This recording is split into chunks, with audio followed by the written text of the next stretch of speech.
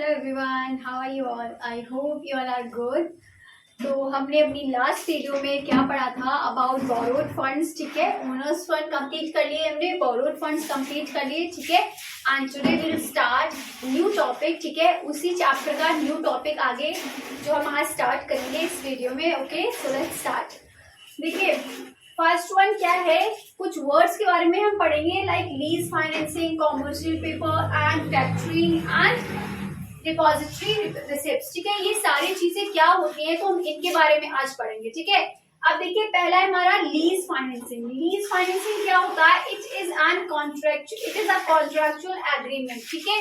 ये क्या होता है? एक कॉन्ट्रैक्चुअल एग्रीमेंट होता है, ठीक है, जो क्या होता है दो लोगों के बीच में होता है, ठीक है। अब देखिए क्या है इसका मतलब क्या है? Owners provide the right to use the assets to another person in return of a periodic payment. इसका मतलब क्या हुआ कि एक पर्सन दूसरे पर्सन को अपनी एसेट्स को यूज करने के लिए देता है एक पीरियड ऑफ टाइम के लिए, जिसके बदले क्या करता है सामने वाला इंसान जिसको वो गुड्स मिले हैं, जिसको प्रोडक्ट मिला है, वो क्या करेगा? उसको पेमेंट करेगा, ठीक है। जैसे कि लीज का मतलब होता है किराए पे देना, ठीक है। जैसे कि आप किसी घर में रहते हैं, रेंट पे रहते हैं, तो उसके बदले आप जब तक रहते हैं उसके बदले आप क्या देते हैं? एक रेंट देते हैं, एक अमाउंट देते हैं, ठीक है। तो वैसे ही क्या हो गया, एक इसमें क्या करता है एक इंसान दूसरे इंसान को, अगर किसी को मशीन की मतलब मान लो किसी को मशीन की जरूरत है, तो उसने क्या करा, वो मशीन उससे 1 साल के लिए किराए पे ले ली, तो 1 साल के लिए वो उसका रेंट पे करते रहेंगे, और वो क्या करेगा जो दूसरा पर्सन है वो उस मशीन को 1 साल तक कंटिन्यू यूज करेगा, ठीक है। अब देखिए नेक्स्ट क्या है, the owner is called lessor. अब जो जैसे कि I am the owner of that machine, ठीक है, तो मैं कौन होंगी? लेसर। और जो उस मशीन को यूज करने के लिए लेगा उसको हम क्या बोलते हैं? लेसी, ठीक है। The party to whom such right is provided is known as lessee. तो लेसर कौन हो गया? जिसकी वो असेट्स होगी, जो देगा असेट्स को यूज करने के लिए, ठीक है। और लेसी कौन होगा? जो उस एसेट्स को यूज कर रहा है। Fine. Now next one is more useful in such assets which become absolute quickly. Absolute quickly means जैसे कि मान लो जैसे टेक्नोलॉजीज चेंज होती रहती हैं बहुत सारी, अब जो चीजें बहुत जल्दी अपडेट होती है, अपग्रेड होती है, ठीक है। जैसे कि कोई मशीन है उसमें बहुत जल्दी क्या होगा? अपडेट वर्जन आ रहा है, तो वो चीजें कंपनी जो होती है वो कम परचेज करती है, वो सोचती है रेंट के लिए ले लूं क्योंकि कुछ टाइम बाद वो फिर से चेंज हो जाएगी, तो बार बार तो नहीं ले सकते ना सारी चीजों को, तो इसीलिए क्या करते हैं वो लोग रेंट पे हायर कर लेते हैं, जिससे वो जब तक वो उस चीज को चलाते हैं, जब तक वो टेक्नोलॉजी रहती है, तो उस चीज को तब तक वो क्या करते हैं? रेंट पे ले लेते हैं और बाकी रिटर्न कर देते हैं, उसके बदले वो पेमेंट करते रहते हैं। फाइन। तो ये क्या हो गया हमारा lease financing. I hope you all understand what is lease financing. जो चीजें हम किराए पे लेते हैं, जो असेट्स हम किराए पे ले लेते हैं कुछ टाइम के लिए, तो बोलते हैं lease financing. Fine. Next one is commercial paper. अब कॉमर्शियल पेपर क्या होता है? देखिए short term source of finance. ये क्या होता है? एक शॉर्ट पीरियड ऑफ टाइम के लिए होता है, जो हमें शॉर्ट पीरियड ऑफ टाइम मतलब 1 ईयर के लिए होता है, जो हमें मिलता है, ठीक है। Unsecured promissory note issued by one firm, time period of time which varies between 19 days to 364 days। मतलब कि मैंने जो चीज बताई आपको 1 साल के लिए 19 डेज से लेकर 364 डेज तक के लिए ये होता है कॉमर्शियल पेपर जो मिलता है। Fine. Then its regulations comes under RBI. अब इसकी रेगुलेशंस किसके पास होती हैं? आरबीआई के पास होती है, reserve bank of India, which is a central bank, ठीक है। अब नेक्स्ट क्या है? It is unsecured, it is generally issued by credit वर्दी कंपनीज। इसका मतलब क्या हो गया कि ये उन्हीं कंपनीज को मिलता है जिसकी रेपुटेशन अच्छी होती है, जिसकी गुडविल अच्छी होती है, तो उन्हीं कंपनीज को ये कॉमर्शियल पेपर मिलता है। अगर मान लो कोई कंपनी लॉस में जा रही है, ठीक है, तो क्या होगा? उस कंपनी को वो लोग नहीं दे सकते कॉमर्शियल पेपर, क्योंकि that company is already loss, तो दोबारा उसको देंगे तो उसका क्या भरोसा कि वो रिटर्न करेगा अमाउंट या फिर नहीं करेगा। तो इसीलिए ये उसी कंपनीज को मिलते हैं जिसकी गुडविल अच्छी होती है, जिसकी रेपुटेशन अच्छी होती है, ठीक है। तो ये हो गया हमारा commercial paper. Next one is factoring. अब देखिए फैक्टरिंग क्या होता है? A type of financial service under which a factor renders various services like discounting bills and collection of clients' debt।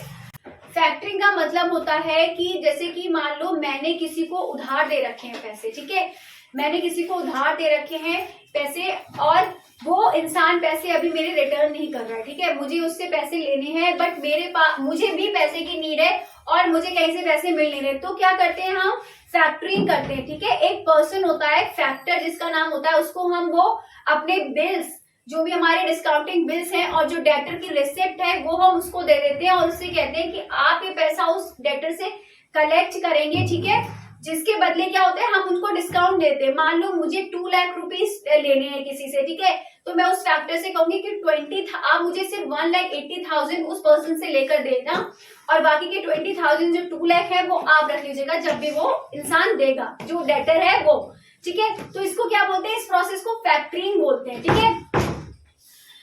मान लीजिए यहाँ पर मैंने क्या लिया है, यहाँ लिखती हूँ मैं, मेरे 2 लाख रुपीस हैं जो मुझे किसी से लेने हैं, ठीक है। अब ये इसका मेरे पास डेटर रिसिप्ट है और बिल है, तो ये डेटर रिसिप्ट और बिल दोनों में फैक्टरी जो फैक्टर है उसको दूंगी। अब वो उस फैक्टर का काम है कि वो उस डेटर से पैसे कलेक्ट करेगा और मुझे मेरे 1,80,000 इमीडिएटली दे देगा, लेकिन वो जब भी उससे कलेक्ट करेगा वो करता रहेगा, ठीक है।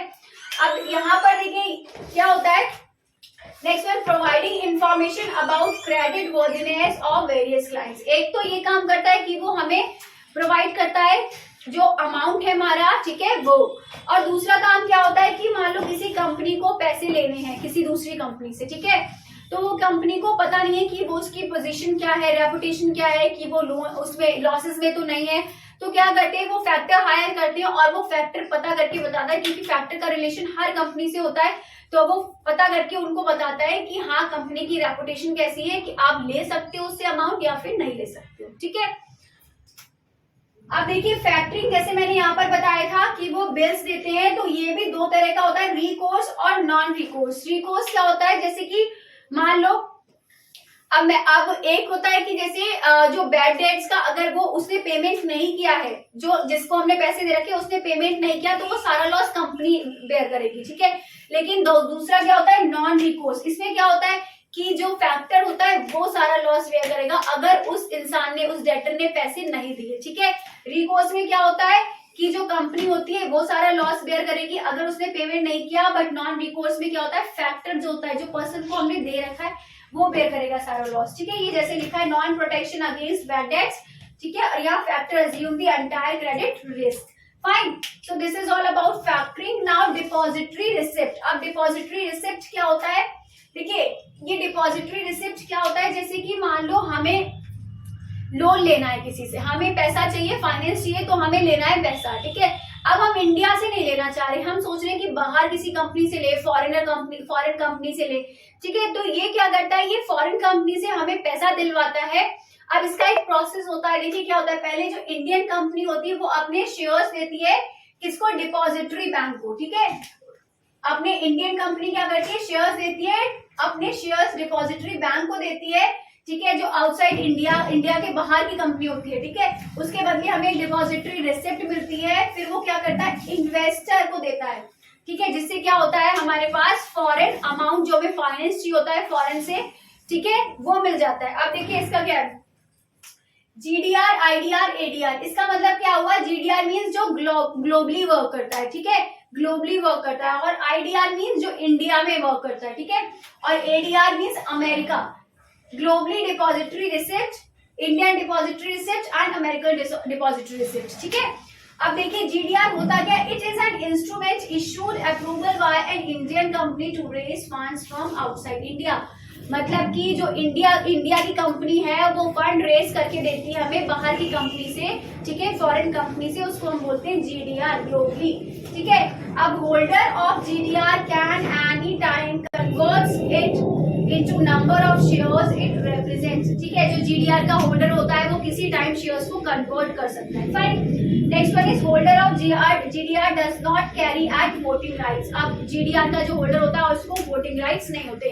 अब देखिए एआर, मैंने आपको बताया था जीडीआर ग्लोबली वर्क करता है। एआर मतलब कि जब हमें अमेरिका से फाइनेंस रेज करना हो रहा। आईडीआर का मतलब क्या होता है, जब कोई फॉरेन कंपनी हमारी इंडिया से फंड रेज करना चाह रही हो उसको हम बोलते हैं आईडीआर, ठीक है। So I hope you are understand. Lease finance मतलब कि हम किसी पर्सन से लेते हैं उधार कोई भी एसेट, ठीक है। कॉमर्शियल पेपर हमारा क्या होता है, जो हमें शॉर्ट टर्म के लिए मिलता है और सिर्फ उन्हीं कंपनीज को मिलता है जिसकी रेपुटेशन अच्छी होती है, जिसकी गुडविल अच्छी होती है, ठीक है। Next one is factoring. Factoring में क्या होता है कि एक पर्सन हम हायर, फैक्टर होता है जो पर्सन, वो हमारे सारे बैड डेट्स कलेक्ट करता है, ठीक है, और फिर वो हमें देता है उसी टाइम, और उसको जब भी अमाउंट वो देंगे जो हमारा डेटर होता है वो फैक्टर लेता है, ठीक है। और वो भी दो तरह का होता है, रिकोर्स और नॉन रिकोर्स। रिकोर्स में क्या होता है कि जो रिस्क होगा, अगर वो डेटर हमारे बैड डेट्स क्लियर नहीं करेगा, ठीक है, अगर वो डेटर हमारी डेट्स क्लियर नहीं करेगा तो वो रिस्क कौन बेयर करेगा, कंपनी। और नॉन रिकोर्स में क्या होता है कि सारा का सारा रिस्क, अगर वो पेमेंट नहीं करता है डेटर, तो जो हमारा फैक्टर होता है वो बेयर करेगा, ठीक है। और डिपॉजिटरी रिसिप्ट मैंने आपको बता ही दिया कि कभी जो हमें फॉरेन कंपनी से अमाउंट कलेक्ट करना होता है उसको हम डिपॉजिटरी रिसिप्ट बोलते हैं, ठीक है। इसमें भी तीन तरह का होता है, जीडीआर, आईडीआर एंड एडीआर, ठीक है। GDR globally, IDR Indian and ADR American, ठीक है। ये हमारा फॉरेन कंपनी जब इश्यू करती है तब होता है, और ये ग्लोबली चलता है, ये अमेरिका से जब से फाइनेंस लेना होता है तब होता है, ठीक है। सो इतना ही है हमारा business sources of business finance में, ठीक है। आज हमारा ये चैप्टर भी फिनिश हो गया है। So in our next part will start a new chapter of business studies, ठीक है। आई होप आपको अच्छे से समझ में आ गया होगा। These all words are very difficult but बहुत इजी वे में मैंने आपको एक्सप्लेन किया है, अच्छे से समझ में आ जाएगा। 2-3 बार वीडियो रिपीट करना, और एनसीईआरटी की जो भी आपकी बुक्स है उससे एक बार फुल डिटेल में, after watching this video, full detail में अपने आप पढ़ना, तो और अच्छे से समझ में आएगा आपको, ठीक है। So this is all for today. I hope you are like, if you like then kindly do like, comment, share and subscribe my channel. So till then bye bye, take care, have a good day and take a screenshot.